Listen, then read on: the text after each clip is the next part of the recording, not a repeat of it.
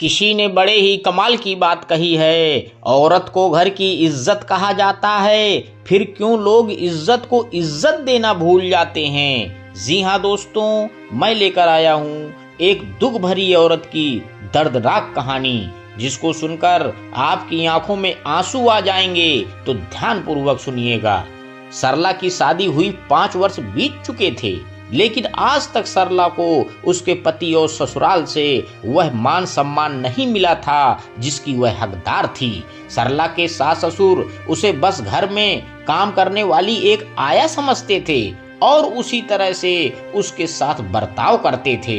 उसका पति मदन भी उसे बस एक भोग की वस्तु और अपने घर में काम करने वाली नौकरानी समझता था, जो कि जरूरत पड़ने पर उसके लिए उसके सारे जरूरी काम कर देते, उसका सारा घर संभाल ले, उसके माँ बाप की सेवा करे और रात में पत्नी बनकर उसे सुख प्रदान करे, लेकिन बदले में उसका कोई मान सम्मान उसे नहीं देना था।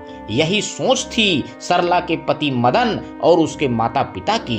सरला का सारा जीवन उसके ससुराल में बहुत ही कष्टप्रद बीत रहा था। खैर, इन 5 सालों में उसके 2 बच्चे हो गए थे, लेकिन दोनों बच्चे भी क्योंकि दादा दादी के पास ज्यादा वक्त बिताते थे तो उनकी ही बोली बोलने लगे थे, जिससे सरला को बहुत बुरा लगा था। धीरे धीरे वक्त बीतता गया और सरला की शादी को 10 वर्ष बीत गए। सरला को लगा अब बच्चों को समझदारी आ गई होगी, पति और सास ससुर ना सही, बच्चे तो मेरा साथ होंगे। लेकिन नहीं, बच्चे दादी दादी की बोली बोलने में परंपरागत हो गए थे और माँ को उस घर की नौकरानी से अधिक कुछ नहीं समझते थे। वह भी माँ को कुछ भी गलत बोलने से बाज नहीं आते थे। जिस घर पर दादा दादी हंसते थे क्योंकि उनके हिसाब से सरला अपमान करने के लायक ही थी, उन्होंने खुद के बेटे को तो अपने मुट्ठी में कर रखा था। खुद का बेटा तो अपने माता पिता की पूजा करता था, लेकिन पोते पोतियों को उनकी माँ से दूर कर रखा था। सरला का बेटे और बेटी दोनों की नजर में ही उनकी माँ का कोई अस्तित्व नहीं था और वह दोनों उसकी कोई इज्जत नहीं करते थे।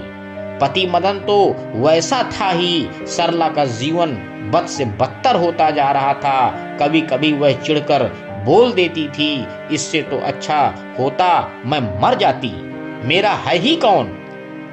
इस पर भी सरला के पति और बच्चे उसका मजाक उड़ाने से बाज नहीं आते और उसकी सास तुनक कर बोलती, कोई बात नहीं, जाकर मर जा, मैं अपने बेटे की दूसरी शादी करके दूसरी बहू ले आऊंगी, जो कि तुझसे तो अच्छा ही घर संभाल लेगी।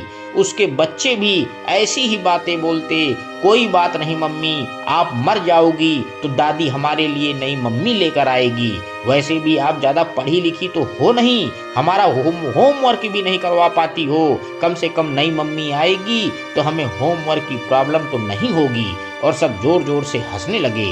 बाकियों का तो ठीक, लेकिन अपने बच्चों के मुंह से अपने लिए ऐसी घटिया बातें सुनकर सरला का कलेजा मुंह को आ जाता, लेकिन वह कुछ नहीं कर सकती थी क्योंकि उनकी सही परवरिश वह चाह कर भी नहीं कर पाई थी और दादा दादी ने हमेशा बच्चों पर अपना अधिकार जमा कर रखा था, जिसके परिणाम स्वरूप उन्हें अपने जैसा ही बदतमीज बना दिया था।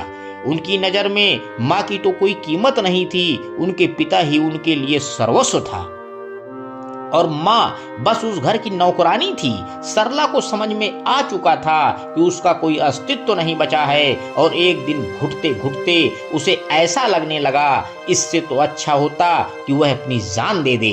यही सोचकर वह अपनी जान देने जा ही रही थी कि उसने सोचा, वह अपनी जान क्यों दे, उसकी क्या गलती है, गलती तो इन लोगों की है और अगर वह अपनी जान दे देगी तो इन लोगों के लिए तो और भी आसान हो जाएगा। उसके जाते ही कुछ दिनों में इस घर में दूसरी औरत को ले आएंगे, जिसकी जिंदगी यह खराब करेंगे और खुद तो मजे की जिंदगी जिएंगे। इन्हें इनके किए की सजा देना तो बनता ही है। सरला को सबसे अधिक दुख इस बात का था कि उसके कोख से जाया भी उसके साथ बदतमीजी करते थे और लाख समझाने पर भी समझ में नहीं आता था। सरला को यह बात बहुत अच्छे से समझ में आ गई थी कि अब वह चाहकर भी अपने बच्चों को अपने लिए खड़ा नहीं कर सकती।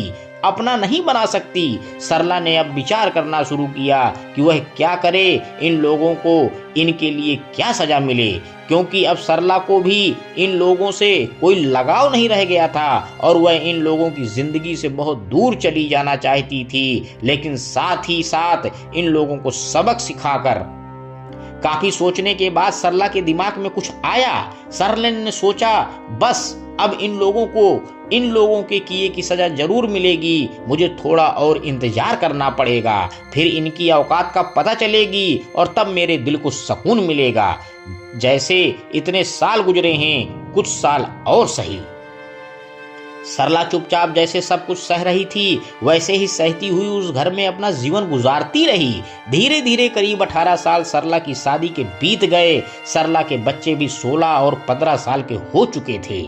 सरला के सास ससुर की उम्र अब काफी ढल चुकी थी और वह अपना काम करने में भी धीरे धीरे असहाय की स्थिति में जा रहे थे। सरला का उम्र भी 40 के पार हो चुकी थी और प्रौढ़ा अवस्था आ चुकी थी। बस सरला को इसी वक्त का इंतजार था। अब सरला ने अपना कदम बढ़ाने की सोच ली और एक दिन मौका पाकर उसने बोला, मैं अब तुम लोगों के साथ नहीं रह सकती, मुझे तुमसे तलाक चाहिए। मदन ने बोला, पागल हो गई हो क्या, इस उम्र में तुम्हें तलाक चाहिए? कहाँ जाओगी तलाक लेकर, क्या खाओगी? मायके में तुम्हारा कोई है ही नहीं, पढ़ी लिखी तुम ज्यादा हो नहीं कि कोई नौकरी कर सको। यहाँ 2 वक्त की मुफ्त की रोटी मिल रही है, वह भी तुम्हें हजम नहीं हो रही है जो तलाक की बातें कर रही हो। यह बकवास करके क्या साबित करना चाहती हो?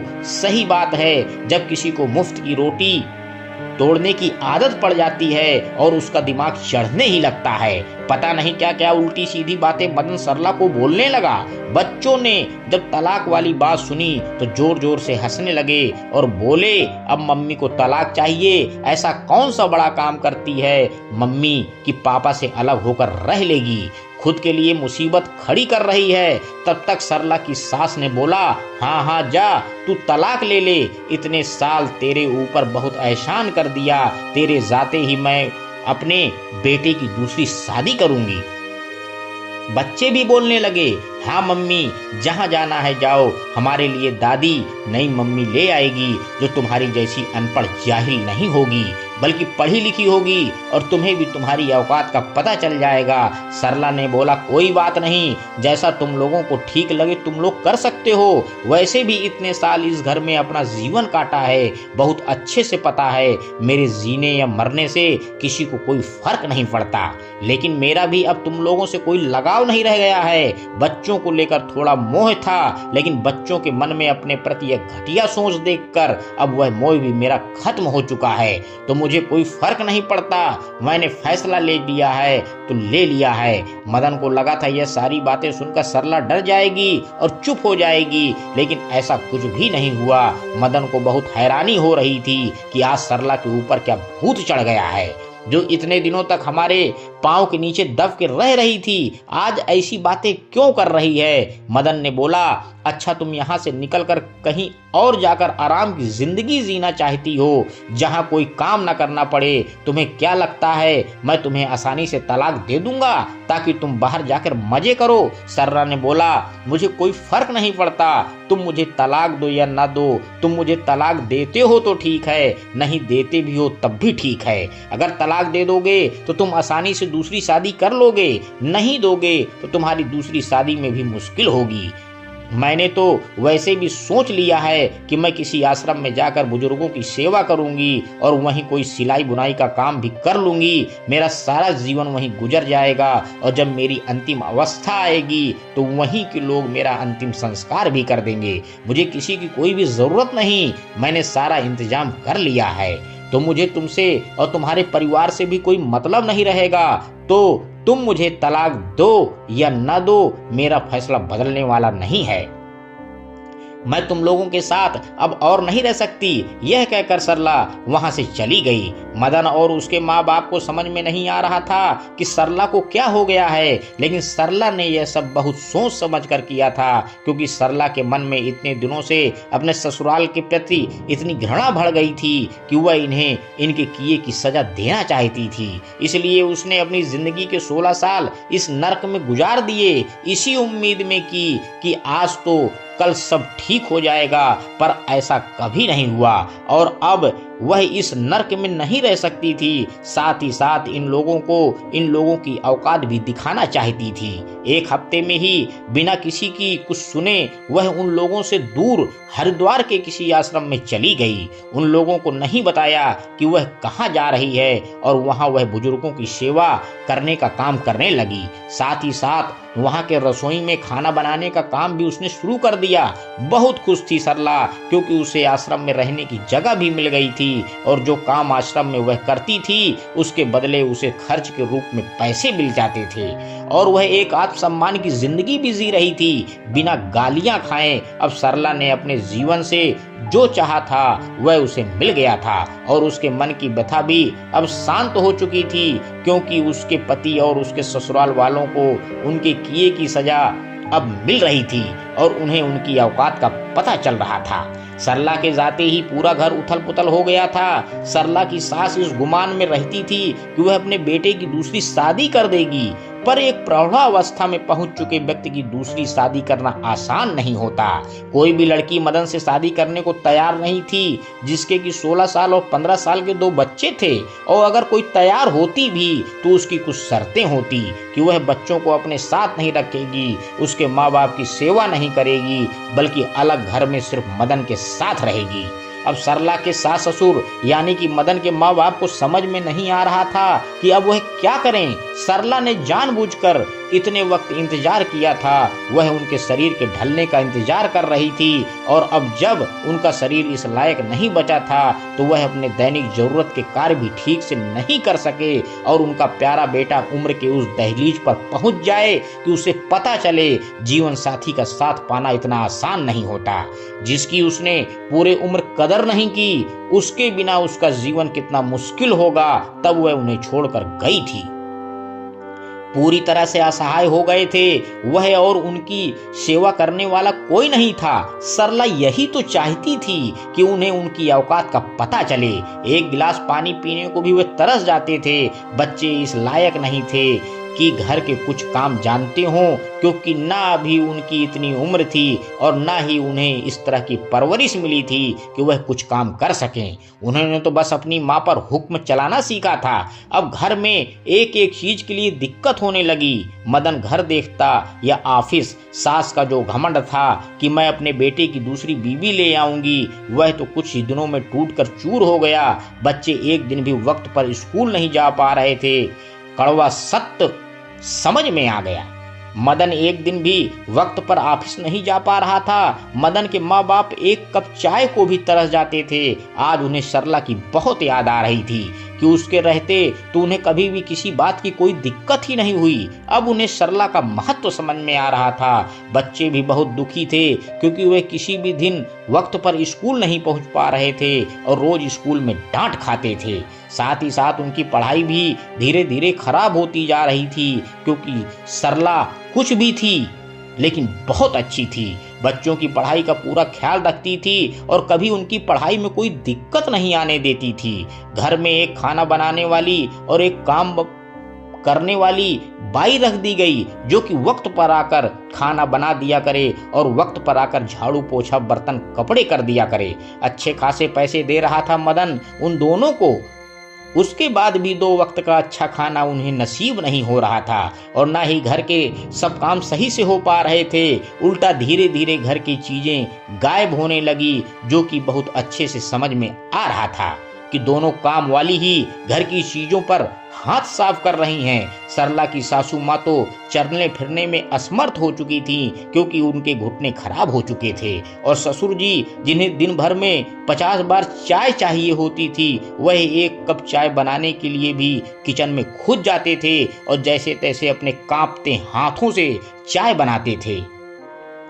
क्योंकि खाना बनाने वाली तो खाना बनाकर चली जाती थी, ऊपर से इतना पैसा भी लेती थी और घर की चीज भी चोरी करती थी। अब यह सब कुछ उनसे बर्दाश्त नहीं हो रहा था उनका सारा घमंड जाता रहा। मदन ने जैसे तैसे सरला के बारे में पता किया और उससे मिलने पहुंचा। मदन ने उससे बोला, हमें हमारी गलती का एहसास है, तुम घर वापस चलो। सरला ने बोला, तुम कौन हो? मैं तुम्हें नहीं जानती, मेरा कोई परिवार, कोई पति, कोई बच्चे नहीं हैं। मदन ने बोला, ऐसा मत बोलो, हम अपनी गलती मानते हैं, हमसे बहुत बड़ी गलती हो गई, हमें माफ कर दो और अपने घर चलो। सरला ने बोला, ठीक है, मैं आपके साथ घर चलने को तैयार हूँ, लेकिन मुझे मेरी जिंदगी के गुजरे हुए 18 साल वापस कर दीजिए, जो आप लोगों की वजह से नरक से भी बदतर थे।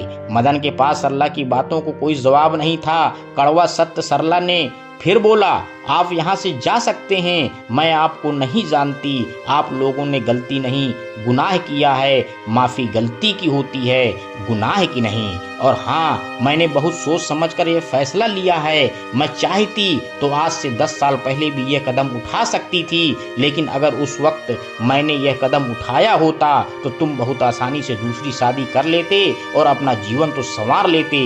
बिगड़ता तो सिर्फ मेरे बच्चों का जीवन, तुम्हारी और तुम्हारे माँ बाप की सेवा तो होती रहती। हाँ, मेरे बच्चे जिन्हें तुम लोगों ने अपने जैसा बना दिया वह भुगतते, क्योंकि सौतेली माँ तो सौतेली माँ ही होती है। इसलिए मैंने बहुत सोच समझ कर यह फैसला लिया। मैं तुम लोगों के किए की सजा जरूर देना चाहती थी और चाहती थी कि तुम लोग भी उस तकलीफ से गुजरो जिस तकलीफ से मैं गुजरी थी।